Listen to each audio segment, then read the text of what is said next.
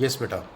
Now next question is write the set curly bracket x such that x is positive integer and x square is less than 40 in the roster form. तो आपको एक set दिया हुआ है, ये set किस form में दिया हुआ है? सेट बिल्डर फॉर्म में। कैसे पता चला? ये सच दैट दिया हुआ है, स्टार्टिंग x से हो रही है, करली ब्रैकेट है, x से स्टार्ट हो रहा है, साथ में कोलन दिया हुआ है, सच दैट दिया हुआ है और आगे एक्सप्लेन किया हुआ है। तो ये सेट बिल्डर फॉर्म है सेट की, इसको आपने रोस्टर फॉर्म में चेंज करना है। तो अब आप देखो x की कौन सी वैल्यू ऐसी डालेंगे, इंटीजर, पॉजिटिव इंटीजर होना चाहिए। ऐसा कौन सा पॉजिटिव इंटीजर डालें जब स्क्वायर करें तो उसकी वैल्यू 40 से कम होनी चाहिए। तो सब सिंपल है, पॉजिटिव इंटीजर कहाँ शुरू होते हैं? 1 से। तो पहले 1 हो गया, 1 का स्क्वायर 40 से कम होता है, सेटिस्फाई कर रहा है, तो आंसर 1 हो गया। और के एक्स की वैल्यू हो सकती है 2, 2 का स्क्वायर 4, ये भी सेटिस्फाई कर रहा है, 3 भी आएगा, 3 का स्क्वायर 9, उसके बाद 4 का स्क्वायर 16, 5 का स्क्वायर 25, उसके बाद 6 का स्क्वायर 36। बस यहाँ तक आएगा। क्यों? अगर मैं 7 डालूंगा एक्स की वैल्यू को तो वो 49 इससे बड़ी वैल्यू हो जाएगी, तो वो इसको सेटिस्फाई नहीं करेगी। तो एक्स की वो कौन सी वैल्यू जो इस इनइक्वेशन को सेटिस्फाई करती हैं उसका सेट यहाँ लिख दो। तो 1 आएगा, 2 आएगा, 3 आएगा, 4 आएगा, 5 आएगा, 6 आएगा, तो ये सेट बन जाएगा आपका। Next, right the set this 1, 4, 9, 16, 25 and so on in set builder form. तो ये रोस्टर फॉर्म है, इसको अब सेट बिल्डर फॉर्म में लिखना है। तो इन सेट बिल्डर फॉर्म ए क्या होगा? आपको पता है हमेशा कैसे स्टार्ट करते हैं, एक्स सच दैट। अब एक्स क्या है? इसको अगर आप ध्यान देंगे तो ये किसका स्क्वायर है? 1 का स्क्वायर, 2 का स्क्वायर, 3 का स्क्वायर। तो इसका मतलब ये नेचुरल नंबर का स्क्वायर है, किसी भी नेचुरल नंबर का। तो यहाँ लिखेंगे x इक्वल टू x इस तरह से है, मतलब x मतलब इसके एलिमेंट इस तरह से हैं कि जो एलिमेंट है मतलब x वो क्या है? n का स्क्वायर है। लेकिन n कौन है? n is any natural number, तो नेचुरल नंबर का स्क्वायर है। अगर नहीं लिख सकते इस फॉर्म में तो बहुत सिंपल वे है लिखने का, a equal to x is such that x is the square of a natural number. तो ये सबसे आसान लैंग्वेज होती है, आप इसको एक्सप्लेन कर दो बस। ये भी ठीक है और ये भी ठीक है, तो आप लिख देंगे x is the square of a natural number. Next देखते हैं question, right the set 1/2, 2/3, 3/4, 4/5, 5/6, 6/7 in this set builder form. यहाँ थोड़ा सा ध्यान देना होगा आपको। इन सेट बिल्डर फॉर्म हम क्या से लिख सकते हैं? कोई भी एलिमेंट इसका x है सच दैट x कैसा दिखता है? जैसे ये एक वैल्यू है, सपोज कर लो ये n है, तो इससे 1 ज़्यादा है, यहाँ भी कोई वैल्यू है उससे 1 ज़्यादा है, या उससे 1 ज़्यादा है, यहाँ भी 1 ज़्यादा है, यहाँ भी 1 ज़्यादा है, यहाँ भी 1 ज़्यादा है। इसका मतलब अगर ऊपर की वैल्यू n है तो नीचे उससे 1 ज़्यादा, मतलब n+1 होना चाहिए। तो x क्या लिखेंगे? x is equal to n/n+1। अब बताना होगा n क्या है, ये n को क्या ले सकते हैं। देखो 1 से स्टार्ट करें तो n बिलोंग्स टू n, तो स्मॉल n जो है वो बिलोंग्स टू कैपिटल n, मतलब नेचुरल नंबर है, n is a natural number and, और साथ में बताना पड़ेगा ये नेचुरल नंबर जो आप यहाँ पुट कर रहे हैं ये कहाँ से कहाँ तक वेरी करेगा। तो ये देखो 6 तक जा रहा है, 1 से 6 तक, तो आप बोलेंगे n एक नेचुरल नंबर है बट n की रेंज क्या है? 1 से 6 तक, क्योंकि 1 पुट करेंगे तो ऊपर 1 आएगा, 6 पुट करेंगे तो ऊपर 6 आएगा, और ये इसको क्या करेगा? सेटिस्फाई करेगा। This is the very good question. ठीक है, describe the set of letters in the word algebra in roster form. तो जो अलजेब्रा वर्ड है उसके जो लेटर्स हैं उनको आपने सेट की फॉर्म में लिखना है। लेकिन ध्यान रखना, सेट के अंदर कभी भी हम किसी चीज़ को रिपीट नहीं कर सकते हैं। कोई लेटर है, कोई नंबर है, रेपिटिशन नहीं होता है, एक ही बार लिखा जाता है। तो देखो A L G E B R, लेकिन ए दोबारा आया, लेकिन एक बार लिख चुके हैं इसलिए दोबारा नहीं लिखने वाले। तो इसमें 1 2 3 4 5 6 7 लेटर्स हैं, लेकिन यहाँ लिखने 1 2 3 4 5 6। क्यों? रेपिटिशन नहीं करनी होती। ठीक है, तो आप सेट्स में कभी भी किसी एलिमेंट को रिपीट नहीं करेंगे। नेक्स्ट क्वेश्चन है, write the set A in roster form where A क्या है? x is such that x is a letter of the word proportion, PROPORTION। यहाँ भी आपको ध्यान रखना है, एक लेटर को एक ही बार लिखना होगा। तो आंसर क्या आएगा? सीधा ही आंसर लिख देंगे इसका, बस a equal to roster form में क्या बनेगा?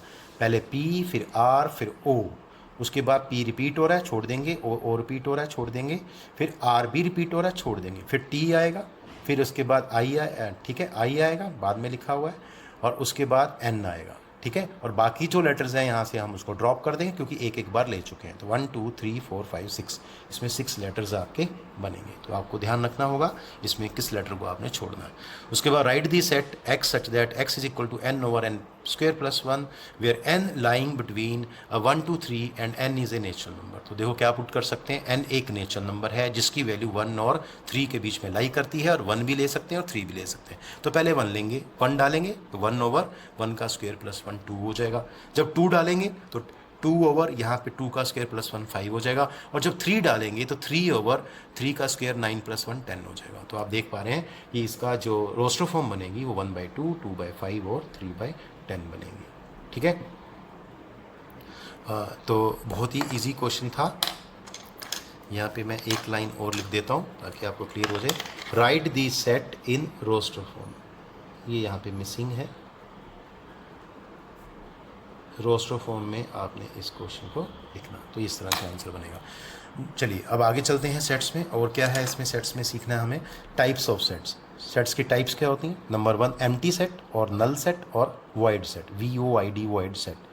A set is said to be empty or null or void set if it has no element and is denoted by phi। तो इस तरह से phi बनाते हैं ऐसे करके। ठीक है, तो जो सेट जिसमें ऐसा सेट जिसमें कोई भी एलिमेंट नहीं होता उसको हम बोलते हैं एम्प्टी, नल या वॉइड सेट, और उसको डिनोट करते हैं phi के साथ। इन रोस्टर फॉर्म में phi नहीं लिखा जाता, phi इज डिनोटेड बाय, ये इस तरह से एक ब्रैकेट बनाएंगे, करली ब्रैकेट, और उसमें कोई एलिमेंट नहीं लिखेंगे, स्टार्ट करेंगे क्लोज कर देंगे। तो this is the open bracket, इसमें कुछ भी नहीं होगा, तो इस तरह से इस ब्रैकेट को क्लोज कर देंगे इस तरह से। ठीक है, तो यहाँ से स्टार्ट होगी और यहाँ पे इसको बंद कर देंगे, अंदर कोई भी एलिमेंट नहीं, इसका मतलब एम्प्टी सेट है। ये इसको डिनोट किससे करते हैं? phi से। लेकिन रोस्टर फॉर्म में phi को हम इससे डिनोट करते हैं। ठीक है, चलिए तो एग्जांपल देखते हैं। जैसे ये रोस्टर फॉर्म दे रखी है, सेट बिल्डर फॉर्म दे रखी है एग्जांपल में। तो क्या है, set x belongs to R और x स्क्वायर किसके इक्वल है? -2। अगर मैं आपसे बोलूँ x एक रियल नंबर है और इसको सॉल्व करके आना चाहिए, तो नहीं आएगा। क्यों? अगर x स्क्वायर नेगेटिव, तो कभी नेगेटिव तो होता ही नहीं है, किसी नंबर का स्क्वायर नेगेटिव नहीं होता अगर वो रियल है। तो उसने बोला x रियल है, तो रियल नंबर का स्क्वायर नेगेटिव होता नहीं है, तो इसका कोई भी रूट पॉसिबल नहीं होगा रियल। तो इसका मतलब इसमें कोई भी एलिमेंट सेटिस्फाई नहीं करेगा। तो इसका मतलब ये जो सेट है ये नल सेट है, इसको डिनोट किससे करेंगे? phi से। ऐसे यहाँ देखो, x बिलोंग्स टू n और x लाइंग बिटवीन 5 और 6, और 5 और 6 के बीच में कोई नेचुरल नंबर बताओ, कोई भी नहीं होता। इसका मतलब यहाँ भी कोई एलिमेंट नहीं बन पाएगा, तो इसको हम 5 से डिनोट करेंगे, ये नल सेट होगा। उसके बाद अगला एग्जांपल है a equal to x such that x is an even prime number greater than 2। अब even prime number greater than 2, अब इवन प्राइम नंबर कौन सा होता है? 2 होता है, और उससे बड़ा कोई इवन प्राइम नंबर होता ही नहीं है। तो इसका मतलब इस कंडीशन को कोई एलिमेंट सेटिस्फाई नहीं करेगा, तो ये नल सेट होगा, इसको नोट करेंगे 5 से। अगला सेट आता है सिंगलटन सेट। तो डेफिनेशन ही बता रही है, सिंगल मतलब सिंगल जिसमें एक ही एलिमेंट होता है। A set consisting of a single element is called a single set. तो जिसमें एक ही एलिमेंट होता है उसको बोलते हैं सिंगलटन सेट। तो एग्जांपल जैसे 0 वो करली ब्रैकेट में डाल दिया, तो ये सिंगलटन सेट है क्योंकि इसमें एक ही एलिमेंट 0 नाम से है। दूसरा है curly bracket x such that x belongs to n and x square equal to 9। ध्यान रखना, इस इक्वेशन को सॉल्व करना है x स्क्वायर इक्वल टू 9 और सॉल्व करके देखना है क्या आंसर आता है। लेकिन जो आंसर आएगा वो एक नेचुरल नंबर होना चाहिए। अब x स्क्वायर इक्वल टू 9 को सॉल्व करेंगे तो x की 2 वैल्यूज आएंगी +-3, लेकिन हमें तो नेचुरल नंबर चाहिए, तो नेगेटिव को छोड़ दिया जाएगा। x cannot be equal to -3, तो x की वैल्यू क्या आ गई 3। तो इसको जब रोस्टर फॉर्म में लिखेंगे तो इसमें 3 आएगा, और आप देख पा रहे हैं ये सेट बिल्डर फॉर्म में इस तरह से है और रोस्टर फॉर्म में सिर्फ एक ही एलिमेंट बन रहा है, तो ये भी सिंगलटन सेट का एग्जांपल होगा। चलिए नेक्स्ट देखते हैं, फाइनाइट सेट और infinite set. A set which is empty or consist of definite number of element is called a finite set. तो ऐसा सेट जो या तो एम्प्टी है, तो एम्प्टी का मतलब उसमें पता है हमें कुछ भी एलिमेंट नहीं है, फिक्स है, और जहाँ उसमें एक डेफिनेट नंबर ऑफ एलिमेंट्स हैं, फिक्स नंबर ऑफ एलिमेंट्स हैं 2 4 5 6, ठीक है, तो उसको कहते हैं फाइनाइट सेट। और अदरवाइज, और अगर ये फिक्स नंबर नहीं है, बहुत सारे एलिमेंट्स हैं, काउंटेबल नहीं है, तो उसको बोलेंगे infinite set. Otherwise the set is called infinite set. For example the set of even prime numbers, the set of even prime numbers क्या होता है? 2। सिंगलटन सेट है तो ये फाइनाइट सेट होगा, क्यों? एलिमेंट्स को काउंट कर सकते हैं। Set of days of the week is a finite set. पता है आपको डेज जो होते हैं, set of days of week, वो सबको पता है क्या होते हैं, फिक्स होते हैं। The set of points in A line is an infinite set. तो एक लाइन के ऊपर कितने पॉइंट्स होते हैं? इनफाइनाइट, तो उसका जो सेट बनेगा वो इनफाइनाइट ही बनेगा। Set of natural numbers 1 2 3 and so on, चलता ही जाएगा आगे। और जब इनफाइनाइट सेट लिखते हैं तो याद रखना करली ब्रैकेट में लिखना है, और जब आप कम से कम आपको 3 एलिमेंट्स दिखाने होंगे, 1 2 3 कोमा, यहाँ कोमा आएगा, और फिर 3 डॉट या 3 डैश लगाने हैं, सिर्फ 3 ही लगाने हैं, इससे ना कम ना ज़्यादा, ठीक है। तो इस तरह से इनफाइनाइट सेट को दिखाया जाता है। आगे आता है इक्विवेलेंट सेट। इक्विवेलेंट सेट क्या होते हैं? 2 finite sets capital A and capital B are said to be equivalent. तो याद रखना, इसमें हम बात सिर्फ फाइनाइट सेट की ही कर सकते हैं, इनफाइनाइट की बात नहीं कर सकते। क्यों? मान लो एक में 100 हो, एक में 1000 हो, तो वो इक्विवेलेंट सेट नहीं हो पाएंगे। तो two finite set A capital A and capital B are said to be equivalent if their cardinal numbers are same. Cardinal number क्या होता है मैंने आगे बताया, if these have same number of elements. तो उनके जो अंदर एलिमेंट्स होते हैं सेट के अंदर, उसको उसका कार्डिनल नंबर बोला जाता है। That is n of A equal to n of B. N of A किसको कहते हैं? ए का cardinal number. N A is cardinal number of set A, n B means cardinal number of set B. मतलब जितने element ए के अंदर हैं, अगर 2 हैं तो एन ए 2 हो जाएगा, 3 है तो एन ए 3 हो जाएगा, ऐसे एन बी हो जाएगा। This is cardinal number of A, this is cardinal number of B. तो फिर से two finite sets capital A and B are said to be equivalent sets if their cardinal number are same.